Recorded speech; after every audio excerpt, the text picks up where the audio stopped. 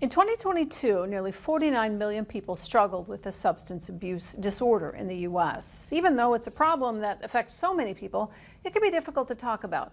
But asking for help is often key to getting better. At least it was for one Bismarck woman. Elizabeth Shores joins us in the studio to tell us her story. Liz? Thanks, Monica. I spoke with Lindsay Nelson. She's doing well now, but she was honest about how hard it is to recover from an addiction. She says support from her community is what made the biggest difference for her. Nelson and her family like to visit the park to play. It's peaceful and calm. But Nelson's life wasn't always like that.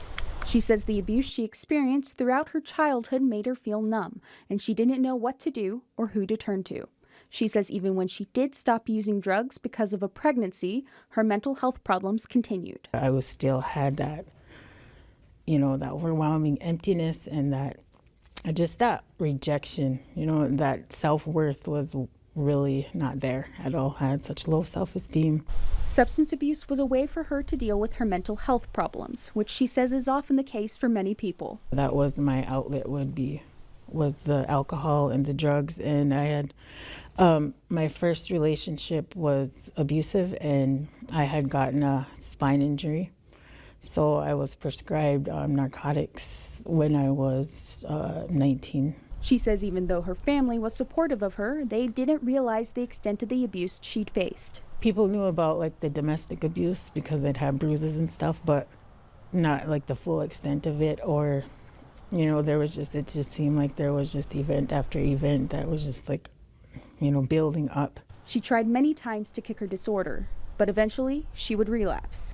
She says eventually she hit a low.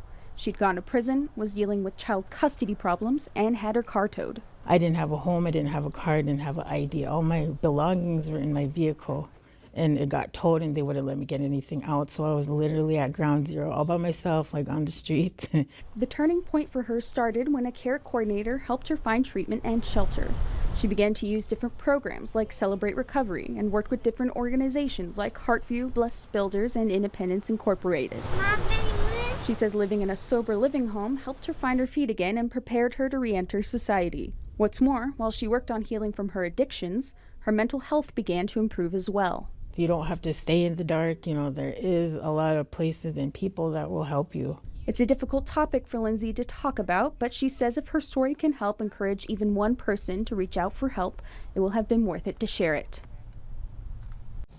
Lindsay says even though it feels slow at times, she is recovering. She says a big part of why she didn't reach out for help sooner is because Medicaid wouldn't pay for some of these treatment programs.